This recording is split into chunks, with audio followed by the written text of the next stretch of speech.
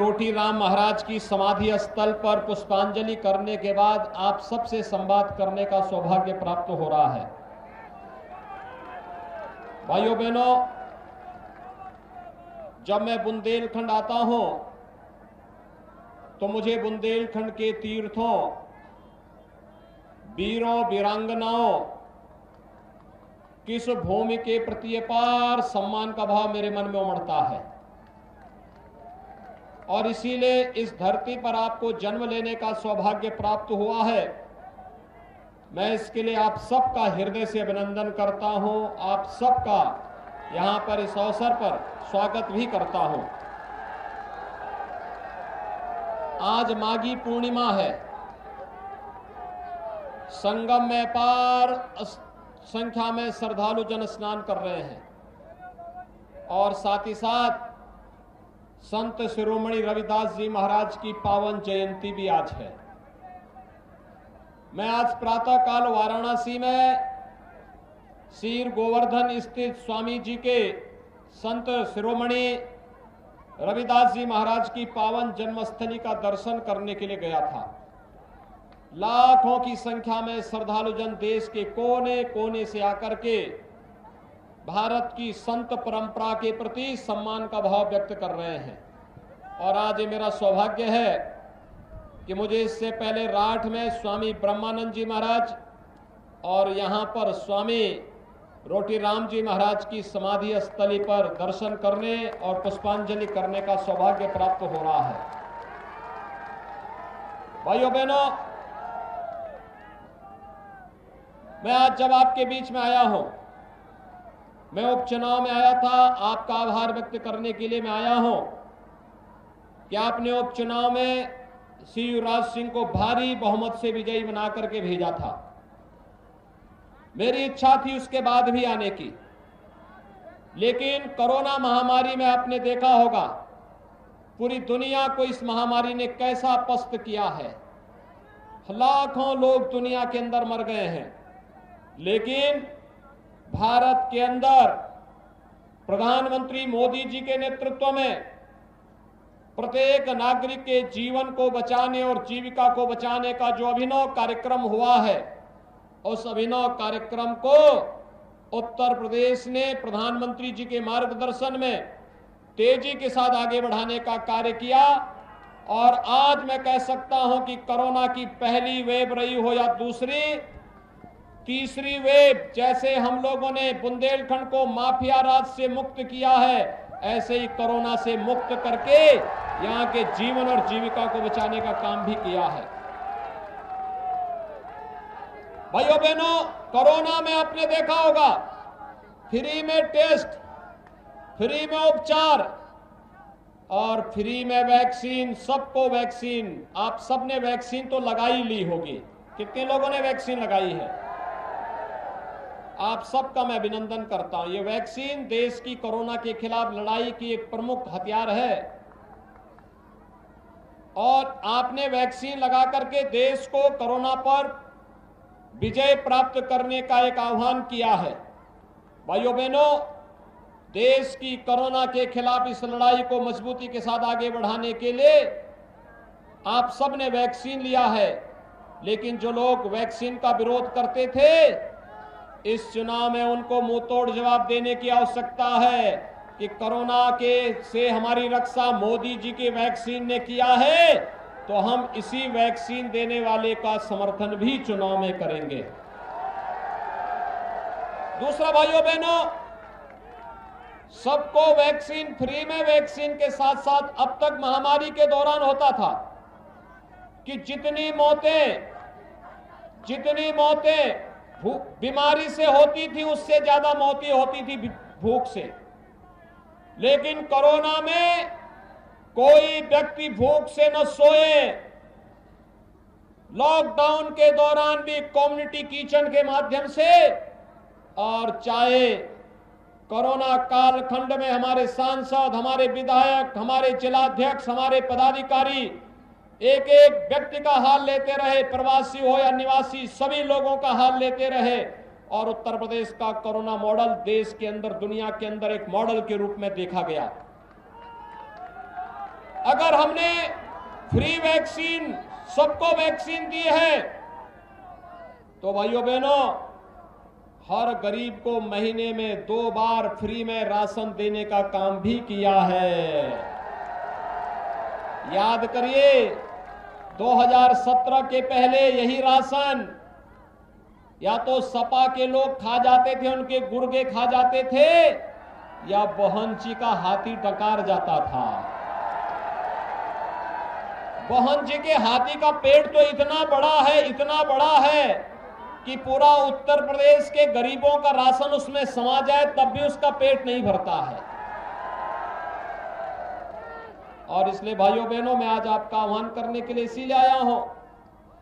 पहले तो कोरोना कालखंड में यद्यपि मैं हालचाल लेने के लिए, कोरोना उपचार की व्यवस्था देखने के लिए आया था, लेकिन उस समय यहां पर श्री पुष्पेंद्र सिंह चंदेल और श्री युवराज सिंह के नेतृत्व में विकास की जो योजनाएं चल रही थी, उन योजनाओं को आगे बढ़ाने के लिए और पर्यटन विकास की योजनाएं कैसे चलनी चाहिए, यहां पे स्वामी रोटी राम जी महाराज की समाधि स्थली के सुंदरीकरण के कार्य योजना, उसका एक उदाहरण आपके सामने है।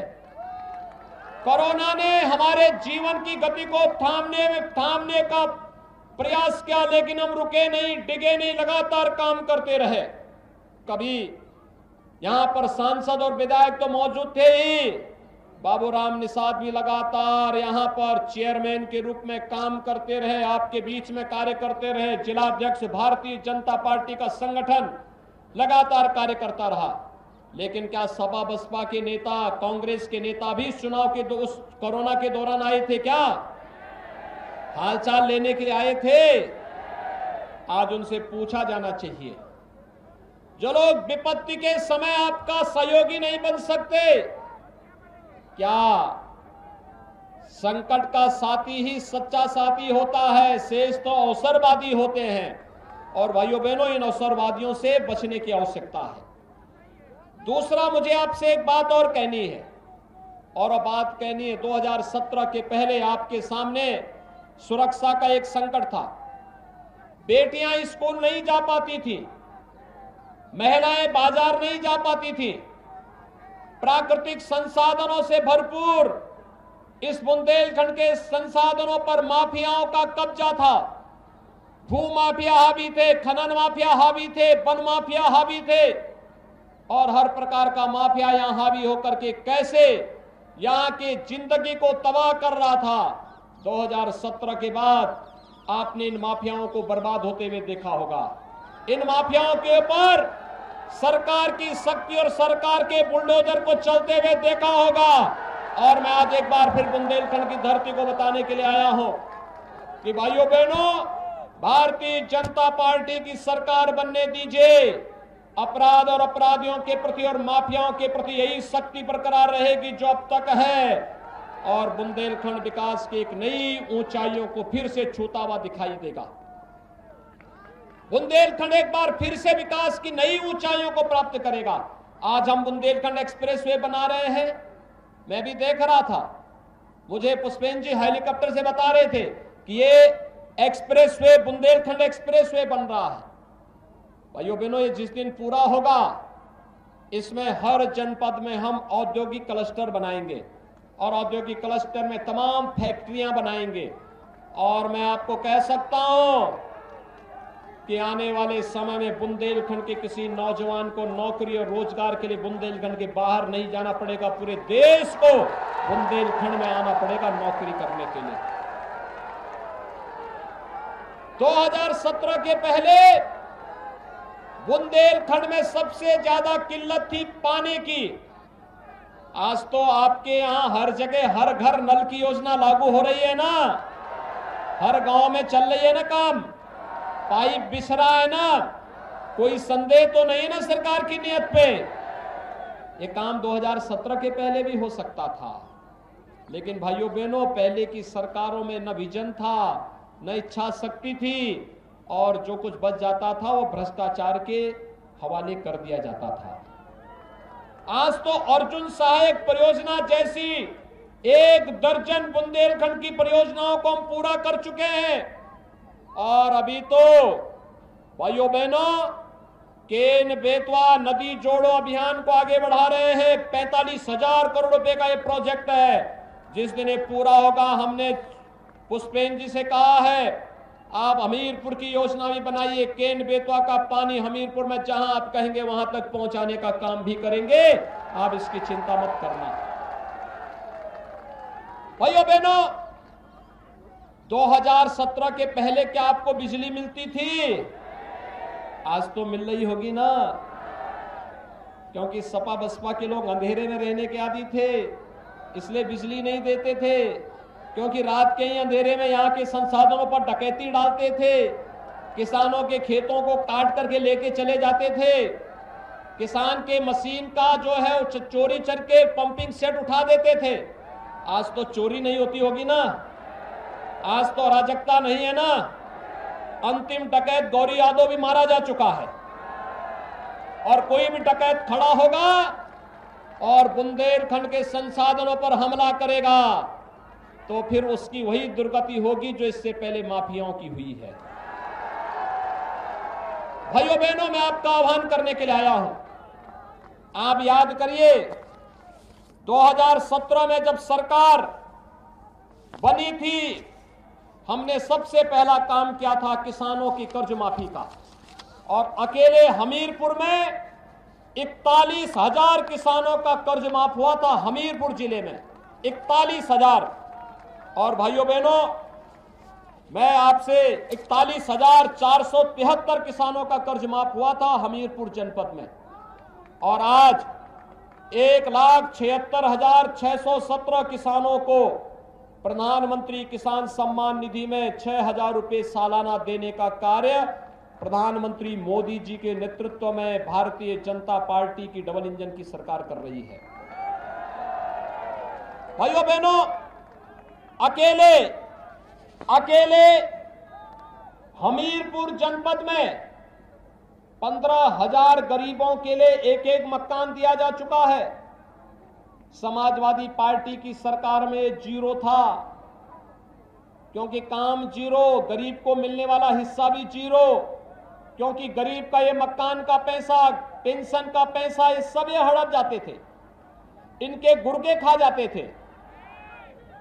लेकिन भाइयों बहनों, 15,000 गरीबों को मकान, 1,03,067 परिवारों को फ्री में बिजली का कनेक्शन, 1,25,796 परिवारों के लिए शौचालय, और भाइयों बहनों 1,38,042 परिवारों को 5 लाख रुपए की सालाना आयुष्मान भारत और मुख्यमंत्री जन आरोग्य योजना में बीमा का कवर भी दिया गया है।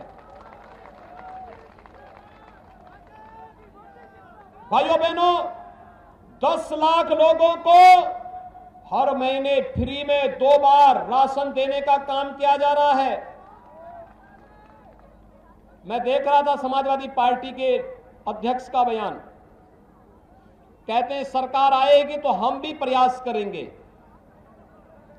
अरे जब सत्ता में थे तब तो सब गरीबों का राशन हड़प जाते थे, आज तो हम राशन 2 बार दे रहे हैं, दाल भी दे रहे हैं, तेल भी दे रहे हैं, रिफाइंड तेल दे रहे हैं, और भाइयों बहनों जिसमें कोई मिलावट नहीं हो सकती, पैक्ड है पैकेट, और भाइयों बहनों नमक भी दे रहे हैं। किसी को कोई समस्या होने ही न पाए, ये सारी व्यवस्था सरकार ने कर दी है, और सरकार इस कार्यक्रम को लेकर के मजबूती के साथ आगे बढ़ रही है। भाइयों बहनों, समाजवादी पार्टी की सरकार वृद्धजनों को, विधवा महिलाओं को और दिव्यांग जनों के पेंशन को रोक दी थी, और हमने 1 करोड़ दिव्यांग जनों को, विधवा महिला और वृद्धजनों को 1 करोड़ लोगों को हम 12,000 रुपए सालाना पेंशन दे रहे हैं। अगर मैं हमीरपुर की बात करूं, 7,066 दिव्यांगजन, 17,329 विधवा महिलाएं और 49,045 वृद्धजनों को 12,000 रुपए सालाना हम लोग पेंशन की सुविधा उपलब्ध करवा रहे हैं। भाइयों बहनों, आखिर फिर हमारा युवा कैसे छूट जाएगा? 200 युवाओं को टैबलेट स्मार्टफोन हम पहले बांट चुके हैं। हर जिले में पर्याप्त मात्रा में टैबलेट और स्मार्टफोन की आपूर्ति की जा चुकी है। समाजवादी पार्टी ने चुनाव आयोग को कंप्लेंट किया है कि युवाओं को टैबलेट नहीं मिलना चाहिए, क्योंकि सपा का तो एक ही नारा है कि केवल विकास पर अधिकार केवल सिपाही खानदान का है, बाकी किसी का विकास होना ही नहीं चाहिए। लेकिन हमने तो कहा है सबका साथ और सबके विकास का। हमने तय किया 1 करोड़ नौजवानों को टैबलेट और स्मार्टफोन देंगे, और अगर सपा ने विरोध किया है 10 मार्च को सरकार बनने दीजिए। अगले 5 वर्ष में 2 करोड़ नौजवानों को हम टैबलेट और स्मार्टफोन देने का कार्य करेंगे उत्तर प्रदेश में। भाइयों बहनों, 10 मार्च को सरकार बनने के साथ ही हम आपसे ये भी कहना चाहेंगे, अब तो सरकार ने ये भी तय किया है कि साल में दो बार होली के पहले और दीपावली के पहले रसोई गैस का सिलेंडर भी फ्री में उपलब्ध करवाने का काम करेंगे।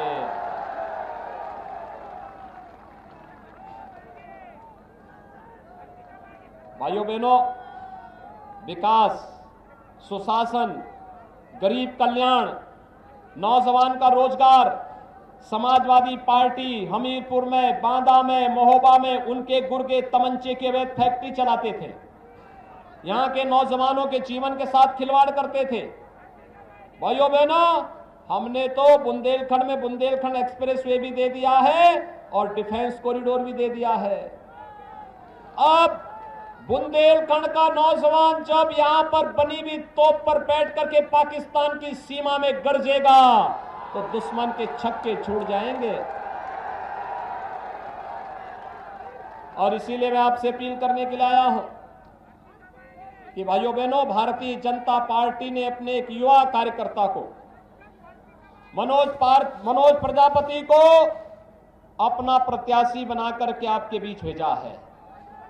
और मैं धन्यवाद दूंगा युवराज सिंह जी को कि वह भी आशीर्वाद देने के लिए यहां इस मंच पर आए। युवराज जी थोड़ा यहां आइए, दोनों लोग सामने खड़े हो जाओ। युवराज जी का सम्मान करेंगे हम लोग भी। मैं आज उनका अभिनंदन करता हूं, विशेष रूप से अभिनंदन करता हूं। उन्होंने अच्छा काम किया, अच्छे विधायक के रूप में अपनी भूमिका का निर्वहन किया, और भले ही पार्टी ने उनको टिकट नहीं दिया, लेकिन पार्टी के प्रति अपनी प्रतिबद्धता को व्यक्त करने के लिए आज मनोज प्रजापति को अपने आशीर्वाद देने के लिए स्वयं मंच पर आए हैं। मैं उनका अभिनंदन करता हूं। और मैं विशेष रूप से कहूंगा कि भाइयों बहनों, एक आदर्श कार्यकर्ता का यह लक्षण होता है। कार्यकर्ता सम और विषम परिस्थिति में एक जैसे रहता है। पार्टी दायित्व देगी तो काम करेंगे। और हमारे यहाँ पे निषाद राज है, बाबूराम जी आप भी आइए भाई। ये तीनों कार्यकर्ता देखो मंच पर भारतीय जनता पार्टी के। बाबूराम जी को कोई दायित्व मिला हो ना मिला हो, लेकिन भारतीय जनता पार्टी में 25 सालों से देख रहा हूं इस व्यक्ति को। 25 साल से एक जैसी स्थिति में पार्टी ने दायित्व दिया हो तो भी भाजपा, नहीं दिया है तो भी भाजपा, और आज भी मंच पर हैं। युवराज सिंह ने वही जिम्मेदारी निभाई है। और भाइयों बहनों, मनोज प्रजापति एक योग्य और शिष्ट कार्यकर्ता, शुरू से कार्य किया है, और इसीलिए आज भारतीय जनता पार्टी ने उन्हें अपना प्रत्याशी बनाया है। मेरी आप सबसे अपील होगी, जो विकास करा सके, जो सुरक्षा दे सके, जो सम्मान दे सके, वही सरकार बननी चाहिए। और भारतीय जनता पार्टी इसके लिए आपके पास आई है कहने के लिए। देखिए, मैंने जो कहा मैंने वो करके 5 सालों में दिखाया है। लोग कहते थे राम मंदिर बनेगा, प्रधानमंत्री जी ने राम मंदिर का शिलान्यास करके आज भव्य राम मंदिर के निर्माण कार्य को भी आगे बढ़ा दिया है ना। अब कोई संदेह है? हम चित्रकूट का भी विकास करा रहे हैं, और साथ साथ बुंदेलखंड के एक एक जनपद में विकास की बड़ी बड़ी योजनाएं लेके आ रहे हैं। भाइयों बहनों, यहाँ किसानों का भी सम्मान होगा, नौजवानों का भी सम्मान होगा, बेटियों का भी सुरक्षा मिलेगी, और साथ साथ महिलाओं का भी सम्मान करते हुए बुंदेलखंड को विकास की नई ऊंचाइयों तक पहुंचाने का कार्य करेंगे। यही आह्वान करते हुए एक बार मैं आपसे अपील करूंगा कि 20 फरवरी को पहला काम मतदान, और फिर पहला मतदान। सभी लोग सहमत हैं? भाजपा को चुनाव जिता करके भेजेंगे। मेरे साथ दोनों हाथ उठा करके बोलेंगे, भारत माता की, भारत माता की, भारत माता की।